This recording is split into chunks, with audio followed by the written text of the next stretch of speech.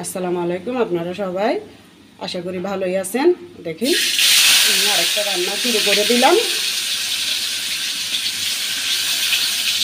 দিয়ে দিলাম রসুন বাটা, একটুখানি দিয়ে দিলাম আদা বাটা।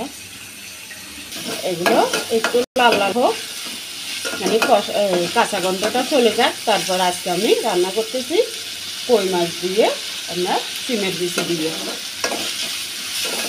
দিয়ে দিলাম একটু ধনিয়া বাটা, একটু একটু দিব, বেশি দিব না। একটু জিরা বাটা দিয়ে দিলাম। না পুরার জন্য একটু গরম পানি দিয়ে দেব। দিলাম 1 চামচ হলুদের গুঁড়ি, মরিচের গুঁড়ি 1.5 চামচ দিয়ে দিব।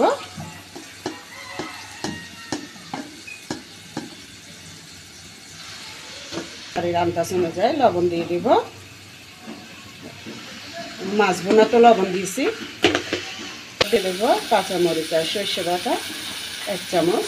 আমি সব মশলা এই ছোটো 4 চামচ দিয়ে দিচ্ছি। যে মশলা কষানো হয়ে গেছে, একটু গরম পানি দিয়ে দিই। তারপর সিমের বিচিগুলো দিয়ে দেবো। এ দেখুন এতটুকু সিমের বিচি।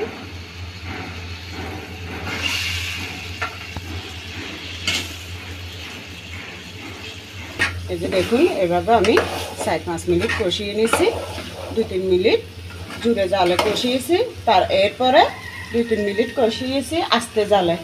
ওই যে এইভাবে জালে দেখা যাচ্ছে আগুনটা, আস্তে জালে কষিয়ে নিলাম।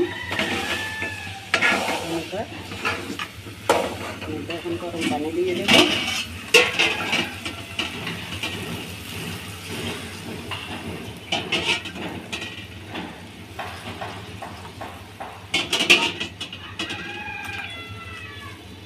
দেখুন এইভাবে থাকা অবস্থায়, এটা কিন্তু কাজে সিদ্ধ হয় নাই, সামান্য একটু সিদ্ধ হয়েছে। এই পর্যায়ে আমি দিয়ে দিব এই কই মাছ ভেজে রাখাগুলো। এটা একসাথে উপরে দিয়ে দিই।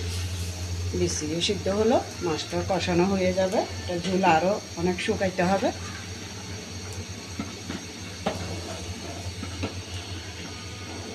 দিলাম টমেটো কাটাগুলো।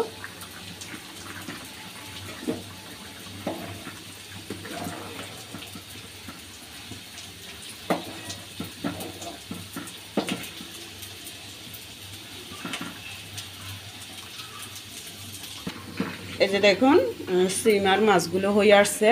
এর মধ্যে আমি একটু পেঁয়াজ বেরেস্তা করে দিয়ে দেব। এই যে এই গাছে পেঁয়াজ রাখছি, পেঁয়াজ হালকা তেলের উপরে বেরেস্তা করে উপরে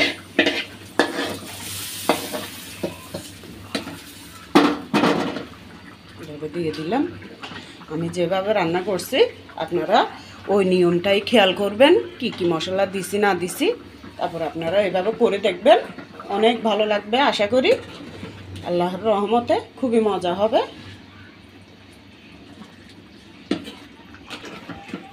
দিলাম ধনিয়া পাতা।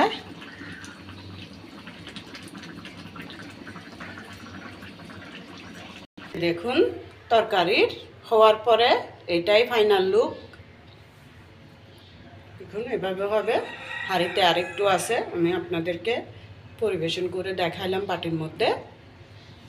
আপনারা এভাবে, যদি আমার রান্নাটা পছন্দ হয় তাহলে একবার হলে এইভাবে আমি যেভাবে করছি সব ধরনের মশলা দিয়ে, ওভাবে আপনারাও দিয়ে দেখবেন। আন্দাজ অনুযায়ী যে যতটুকু সিমের বিচি দেন বা কই মাছ দেন, যে কোনো মাছ দিয়ে খাওয়া যায়। তবে আমি এটা দিয়ে কই মাছ দিয়ে যেভাবে করছি আপনারাও সেভাবে করে দেখবেন। আশা করি আল্লাহর রহমতে খুবই ভালো হবে। আমি লবণ দেখছি সব ঠিকঠাক আছে, খুবই ভালো লাগছে মুখে। আপনারাও করে দেখবেন। আর যদি ভালো লাগে, খুবই ভালো লেগে থাকে, বিন্দু মাত্র হলেও যদি ভালো লাগে থাকে, আমাকে একটা লাইক দিবেন, সাবস্ক্রাইব করবেন, আমার পাশে থাকবেন, আমার জন্য দোয়া করবেন। আমি নতুন রান্না ছাড়তেছি, তো আমি যেন সামনে আপনাদের এই ভালোবাসা পেয়ে যাতে সামনে এগিয়ে যেতে পারি রান্না দিয়ে। তো আপনারা সবাই ভালো থাকেন। আল্লাহ হাফেজ। আসসালামু আলাইকুম।